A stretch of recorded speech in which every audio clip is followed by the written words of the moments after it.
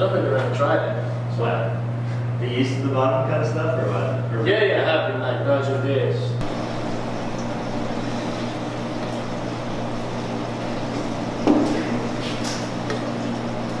So that's pretty low, but it's not terrible. Do you see the 2 there?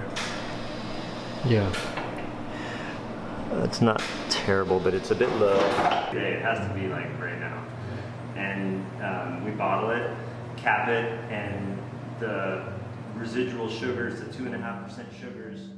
What are your thoughts about minimalism as a lifestyle? As with any lifestyle, to some it applies, to some it does not. I think minimalism is the lifestyle of that of an adventurer or somebody who is once again comfortable with that not knowing. I think there's a lot of people in like provider roles, right? Like somebody who has an abundance and like a steady dwelling and like a steady something. Somebody like Miles, right? Like he's the provider in this case, right? So he has a lot. There's like an abundance of things that he has, but it is like shared and then it provides that. So I think depending on the role you're in, but I think for people who are living a nomadic lifestyle, I think minimalism is like optimum. And I think if you are in a first world country, and I think minimalism is a lifestyle that like needs to be like indulged in by you, just because like to always have what you need is kind of I think a detriment to your progression.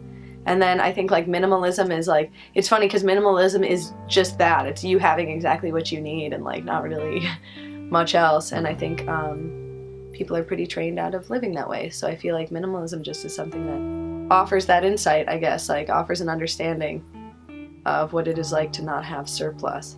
And I think people in first world countries are really addicted to and used to surplus and used to having everything they need. I was thinking about when I was cold the other day, how like typically like I would turn the heat on like, or I'd just tell someone like, yo, it's cold, like are you warm in here? Like it would just like you do something or you'd like talk to someone. I was like, dang dude, and I'm like in a yurt, like, and if I did talk, somebody would assist me and warm me, but like I don't know, you know what I mean? Just I guess minimalism, if it doesn't become a choice for you, like eventually it might be like forced or something, like you're just gonna eventually need to go without, or you don't, and then you're kind of just like negligent forever, but that's fine. I think some people successfully live that way, I guess.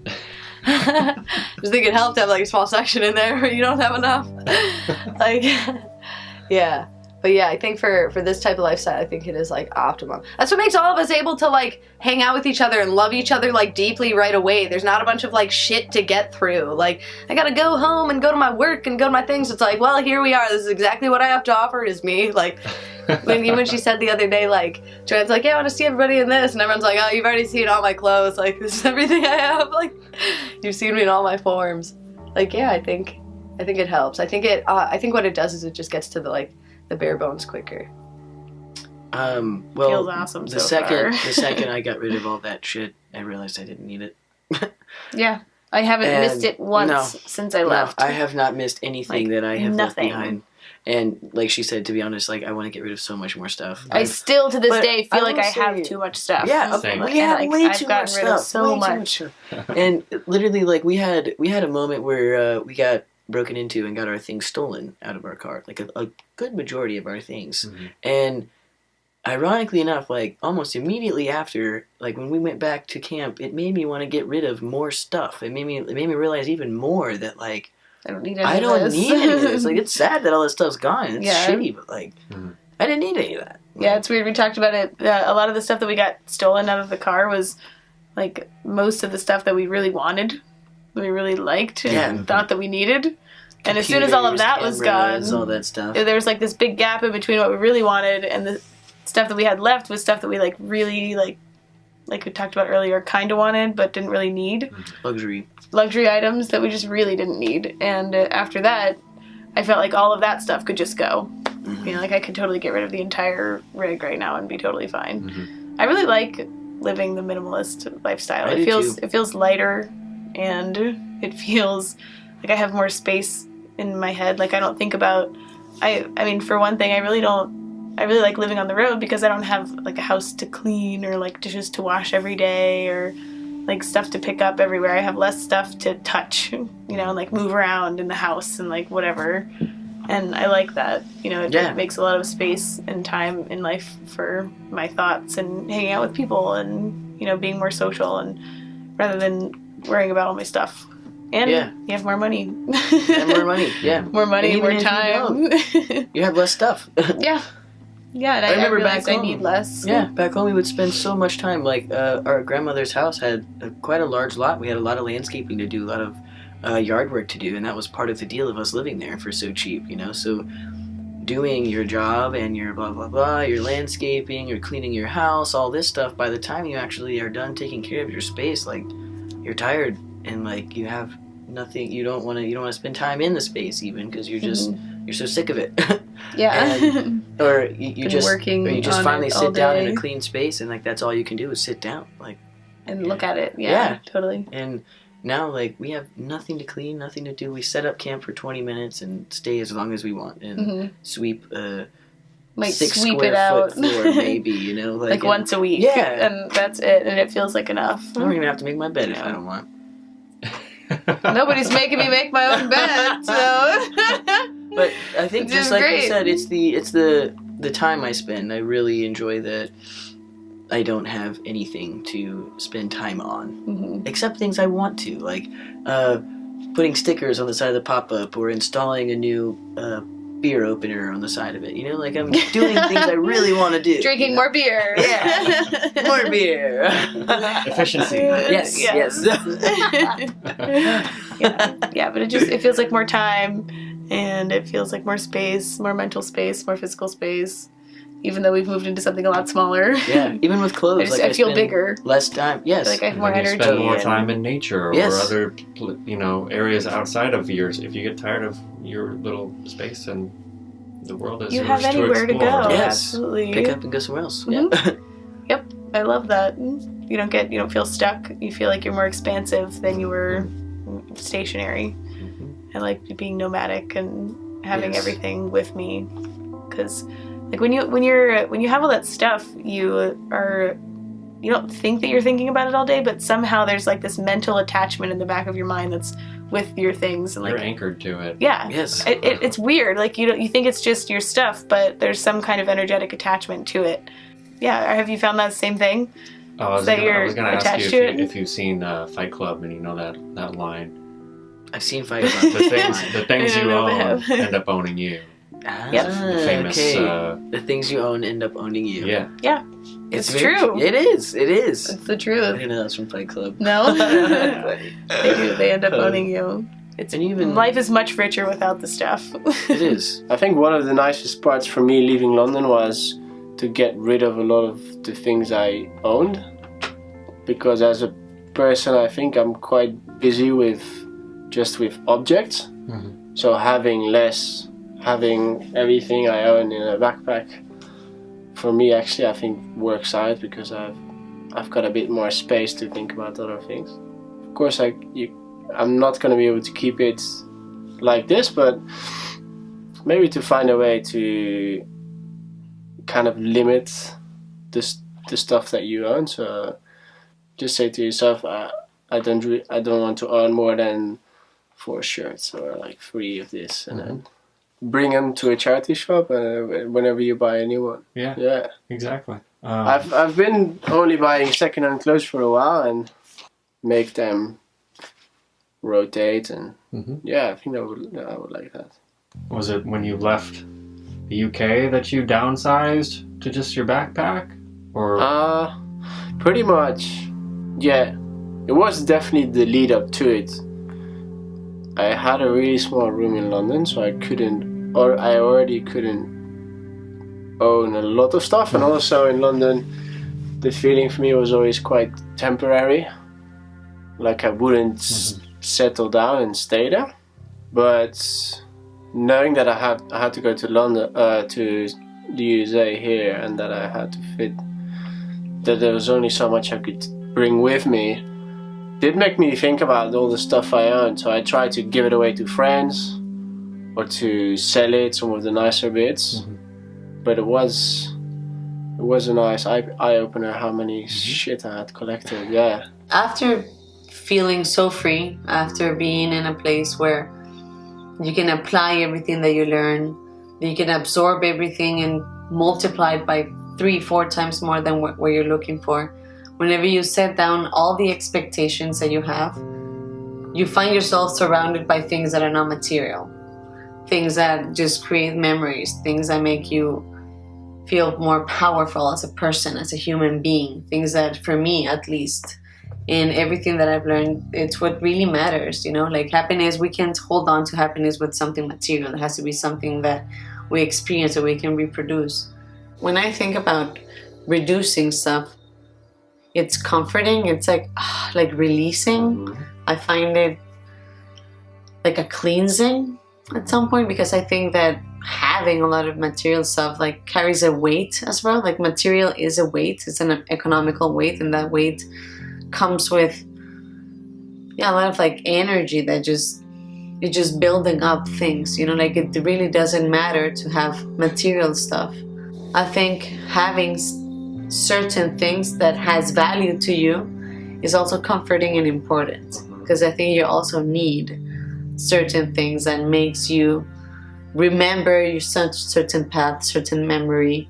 So we also have little things in our life that it's fine. So I think it's also like an abstract thing, like how you want to reduce things in your life. It depends what, like are you talking about clothing? Or are you talking about, definitely we don't need that much, but it depends if you live in a place where seasons are super marked, for example. So you will need kind of a bigger backpack that you have to carry, where you can just have one jacket, one shirt, but at the end it's about what you actually need in the surrounding that you are, in the place that you are. Any thoughts about sustainability and what measures you've maybe taken towards it in your own life to practice?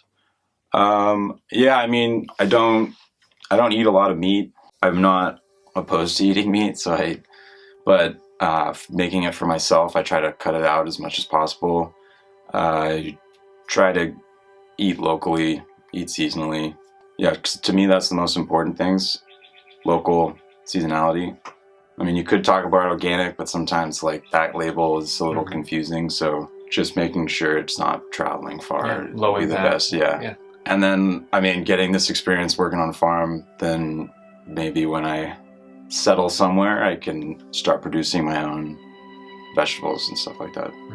I think that sustainability there might not be an answer where it's like a global solution. It's kind of everybody has to choose to be more local. Right. Like globalization has been great, but it's not a sustainable way of life. Sustainability means finding a balanced lifestyle. First of all, you need to know about yourself. You need to know what is good for you. So you need to have knowledge in your way of, like your nutrition, your body, in order to live a sustainable life, I think you really need to know yourself, your food styles, and eating healthy, recycling. Those are just little things that we can do, but I think the real and balanced life is the decisions you make before doing that, before eating. It's whether you grow your own crops or not. Where do you get your stuff? How do you manage water? Do you rely on organic eating? And what does organic eating mean to you? Is it that you buy your organic produce, or is it that you actually help? Do you grow your own stuff? I think in sustainable things or lifestyle, it's such a broad way of thinking that you need to start with a knowledge of getting to know your body, getting to know your surroundings, and how you can affect your society. The movement that's being created at a city, it's all in relation to having to consume, to having to relate to money, when you can live in a more sustainable way with things that really do matter. Yes, of course, you need to find a way or a path where money does come into place, but there's certain ways to do it without having that social pressure, that pressure that leads to a society and where there's a lot of people tend to follow certain paths instead of freeing your mind. And I think being surrounded by only nature, and that's what I learned, it taught me how to be a little more brave, how to live by my own convictions, by my own thoughts, and not going always the easy side and following what my surrounding is doing. So it was a big change, and it will always be that, but that's what life is about, you know, like everything goes through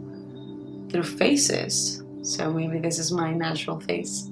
I'm going now. If you could sum up one major complaint about the typical or average American lifestyle. They aren't vegan. They eat animal products, which are the number one detriment to your health, to the animal, obviously, because they die, to the earth. Like, animal agriculture is the number one cause of environmental degradation, and just hurts the animals and yourself and the earth and everything, and people justify it through any means of either saying that they know some information that is somehow withheld, or that they need to for such and such reason. And I think it's a huge mass negligence, especially in first world countries, and it's really sad and it's really difficult to be spoken about because people take it as personal offense, when really it's just like everyone got duped. So like American culture to me is just like the number one thing, especially because it's like it is the number one thing. The one thing everybody agrees on is that people eat. Even past money, people agree that people eat. And that's like the number one thing we do. We take food into ourselves so often, and that food becomes us and stuff. And to me, it's the most important thing that we could be paying attention to, and it would help everybody to have better health. And it would help everybody if the earth was not suffering so much, and it would help all of those animals if they weren't. It's not even like they don't die, like, and they're gonna overpopulate. Like, if they weren't produced to be killed, like, and it's just, and everyone would be cooler, and aggression would lower, and like everything would, man, everything, you know, just the not veganism. It's my number one complaint. The not veganism with the ability to do that. That's, I think, the number one complaint. There's tons of people in the United States who truly don't have the ability. And tons of people all over the world who don't have the means right now, or the knowledge, or whatever. But just like, if you have the means, basically, like, if you're above a certain income, like, and you live in any sort of populated area, like, dude, you need to go eat. Like, come on. But, you know, you can't say that. Everyone's all sensitive in their feelings about food, which is funny too. And so that, like, that huge lack of awareness, and how everyone has to pretend that it's not there. And then, like, you have to, like, I don't know, that, I don't like that. Even just, like, being vegan in a space, people start to tell you why they eat meat. It happens all the time. You just don't eat meat in a space, and everyone all of a sudden needs to justify to you their reasoning. It's like, look at your guilt. I didn't even say shit. Like, you feel bad already? Like, it's like, because they know. That's the thing. Everyone's smart enough. They know.